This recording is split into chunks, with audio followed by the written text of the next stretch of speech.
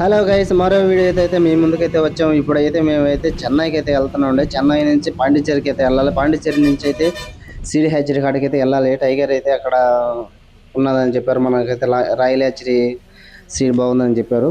అక్కడికైతే బయలుదేరుతున్నాం అండి. ఇప్పుడు బస్సు ఎక్కిన తర్వాతకైతే నాయుడుపేటకి అయితే వచ్చామండి. ఇప్పుడు నాయుడుపేటలో అయితే ప్రజెంట్ అయితే నాయుడుపేటలో ఆగింది బస్సు. చూడండి, చిన్న ఎండలే కదండి, బస్సులు కూడా గాలి అట్లేదు, ఎండ చెమట అయితే అట్టే పోసేస్తుంది. అయినా కానీ మనం వీడియో షూట్ చేయాలి కాబట్టి ఇలా వీడియో అయితే షూట్ చేస్తాం. అయినా కానీ చిన్న ఎండలే కదండి. పోతా దారిలో అయితే ఈ బీచ్ అయితే బాగుందండి. ఈ కాలువ ఇంత ఎండలలో కూడా ఈ కాలువను చూస్తే నీళ్ళలో అయితే దూకేయాలనిపించింది.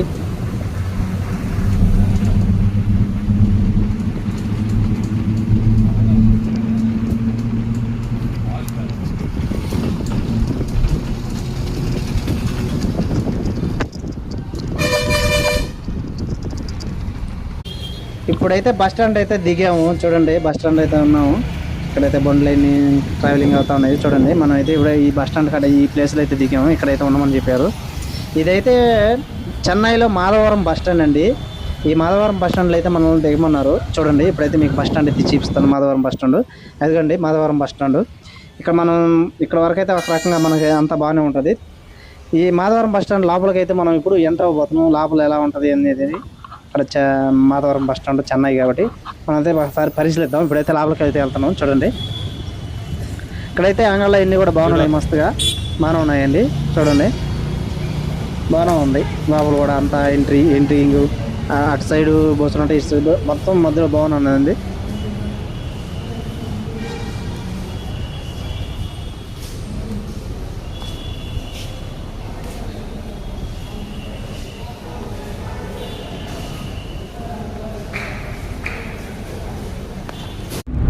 మొత్తానికైతే మనం అయితే రాయల్ హ్యాచరీ వాళ్ళు అయితే కార్ వేసుకొచ్చారంటే కార్లో అయితే ఎక్కేసాం. ట్రావెలింగ్ అవుతా ఉన్నాం. ఇప్పుడైతే మనం అయితే పోతా ఉన్నాం. ఇక్కడ ఎక్కడ పోతాననేది తెలియదు. కారులోనే చాలాసేపు పోవాలని చెప్తున్నారు. తెలియదు కదా రూట్ మనకి, ఎందుకంటే మన ఏరియా అయితే తిరుగుతాము. ఇక్కడ మన ఏరియా కాదు కాబట్టి తిరగలేము. చూడండి ఫ్రెండ్స్, మనం అయితే కొత్తగా చూసేవాళ్ళు మన ఛానల్ సబ్స్క్రైబ్ చేసుకుంటే ఫాలో చేయండి, లైక్ చేయండి, షేర్ చేయండి, కామెంట్ చేయండి. మన ఛానల్ కూడా పుష్ చేయండి. రాత్రిపూట అయితే ఈ కార్లో ట్రావెల్ చేస్తుంటే మాత్రం బయట వాతావరణం బాగుందండి. లైటింగ్స్, ఫాక్స్, మిద్దెలు, బిల్డింగ్లు అంతా బాగున్నాయి. ఒకసారి అయితే మీరు కూడా చూడండి.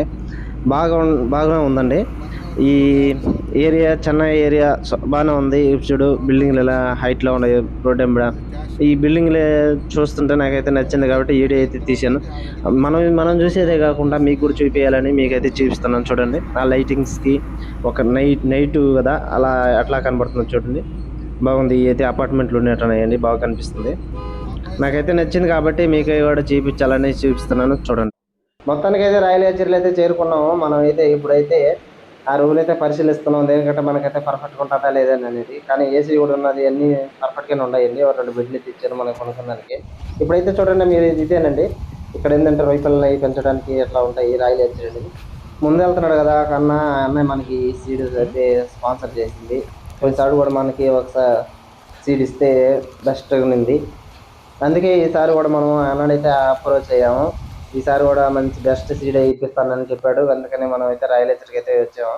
ఈ వందలన్నీ బాక్సులలో ఉంటాయి. ఈ బాక్సులలో ప్యాకెట్లు వేసి ఎక్కువ దూరాలకు పంపించడానికి మాత్రం ఈ బాక్సులలో వేస్తారు. ఆ డబ్బాలు ఉన్నాయి కదా, ఈ డబ్బాలన్నీ సీడు లెక్క వేసేదానికి, తీసేదానికి, వేసేదానికి అయితే ఉంటాయి. మీరైతే హ్యాచరీ పోయినప్పుడు ఒకసారి ట్రై చేయండి, బాగుంటుందండి లుక్. ఇక్కడైతే రాయల్ హ్యాచరీలో సూపర్ ఉంటుందండి. దేనికంటే ఒక గుడి కూడా ఉంటుంది ఇక్కడ, సాయిబాబా గుడి. హ్యాచరీలోనే గుడి అయితే కట్టించినారు, సాయిబాబా గుడి. బాగుందండి, ప్రశాంతంగా రెండుసేపు కూర్చున్నాం. అక్కడే స్టే చేసామండి. రెండుసేపు దేవుడికి టెంకాయ కొట్టుకున్నాము, దండం పెట్టుకున్నామండి. అంతా స్టే చేసాం, బాగానే ఉంది. ఇప్పుడైతే చూడండి, ఇక్కడైతే మనకైతే రొయ్య పిల్లలు అయితే ప్యాకింగ్ అయితే జరుగుతూ ఉంది. టైగర్ అండి, మనమైతే 1 మిలియన్ బుక్ చేసాము. ఇప్పుడైతే ఒక సీడ్ అయితే ప్యాకింగ్ అవుతా ఉంది. చూడండి,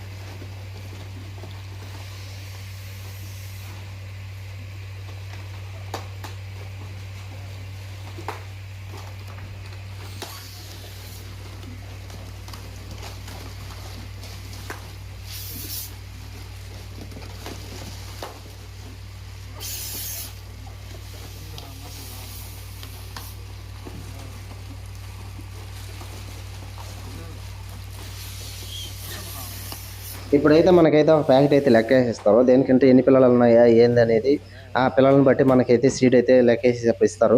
చూడండి ఫ్రెండ్స్, పిల్లలు అయితే ఎంత బాగా యాక్టివ్గా ఉన్నాయో. బాగా మంచి సీడేనండి, మనకైతే మంచి సీడే స్పాన్సర్ చేశారు. ఇప్పుడైతే ఆ పిల్లలు ఎలా లెక్కేస్తారనేది ఇప్పుడైతే మీరైతే చూడండి. బాగా ఎంతమంది అయితే అది పనికి అయితే కూర్చొని లెక్క పెట్టేవాళ్ళు, ఇప్పుడు అలా లేదు. ఇప్పుడైతే కంప్యూటర్లతో సెలవులతోనే లెక్క పెట్టేస్తున్నారు. ఇప్పుడు అంత కాలం మారిపోయింది కాబట్టి మనుషులకైతే పని లేకుండా పోయింది. ఇప్పుడైతే చూడండి ఫ్రెండ్స్, ఇప్పుడైతే ఎన్ని పిల్లలు అయితే మనకు వస్తాయి అనేది ఇప్పుడు చూద్దాం. ఇప్పుడు ఇట్లా పోసారు. పోసిన తర్వాత ఏంటంటే దాని మీద ఒక బౌల్ పెట్టి దాని మీద సెల పెట్టారంటే అవి లెక్క వేసేసుకుంటాయి. ఇప్పుడు ఇంతకుముందు అయితే అలా లేవు కాబట్టి అది పనికి కూర్చొని లెక్క పెట్టేదానికి ఒక గంట పట్టేది. ఇప్పుడు అయితే అట్లా అయితే ఏం లేదు, ఒక 10 నిమిషాలు కూడా లేదు, 2 సెకండ్లోనే అయిపోతుంది. చూడండి ఫ్రెండ్స్, అంటే యాప్ అటు ఓపెన్ చేశాడు, అంతే అలా పెట్టాడు. మీకైతే ఇప్పుడు చూపిస్తాను, దగ్గరికి చూపిస్తాను చూడండి నేను ఎలా అది తీసుకుంటున్నాను అనేది. అంతే పిల్లలని లెక్క వేసేసుకుని మనకి ఎన్ని పిల్లలు ఉన్నాయి అనేది చూపించేస్తుంది.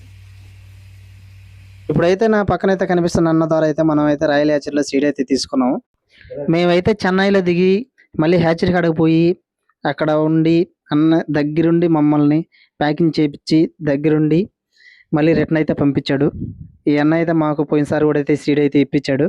మాకు పోయినసారి కూడా బాగానే కాసింది, బాగానే మెటీరియల్ అయితే వచ్చింది. ఇప్పుడు కూడా ఈ అన్ననే మేము సంప్రదించాము. మళ్ళీ ఈ అన్న ద్వారా మేమైతే సీడ్ అయితే తీసుకున్నాము. సీడ్ అయితే బెస్ట్గానే ఉందండి, రైల్ సీడ్ బాగానే ఉంది, తీసుకోవచ్చు, బాగానే ఉంది. కానీ కల్చర్ మేము వేసిన తర్వాత మళ్ళీ రిటర్న్ అయితే ఎలా వచ్చింది అనేది మళ్ళీ ఇంకో వీడియోలో అయితే మీకు చూపిస్తాం, చూడండి.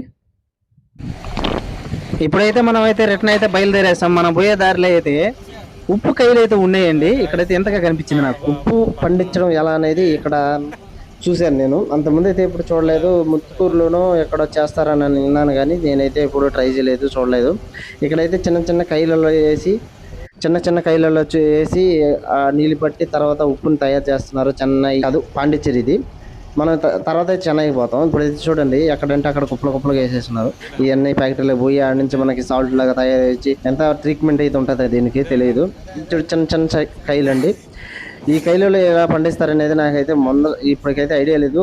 అప్పుడైతే ఎప్పుడో విన్నాను ముత్తుకూరులో ఇలా చేస్తారని మన ఏరియాలో. ఇప్పుడైతే మనం అయితే చెన్నై బయోగ్యాస్ మీదకి అయితే పోతా ఉన్నాం. చెన్నై బయోగ్యాస్ మీద నుంచి మళ్ళీ రిటర్న్ అయితే ఇప్పుడు మన ఏరియాకి అయితే బయలుదేరేసాం. మా వీడియోలు మీకు నచ్చినట్లయితే సబ్స్క్రైబ్ చేసుకోండి, ఫాలో చేయండి, లైక్ చేయండి, షేర్ చేయండి. మరో వీడియోతో మళ్ళీ అయితే కలుసుకుందాం.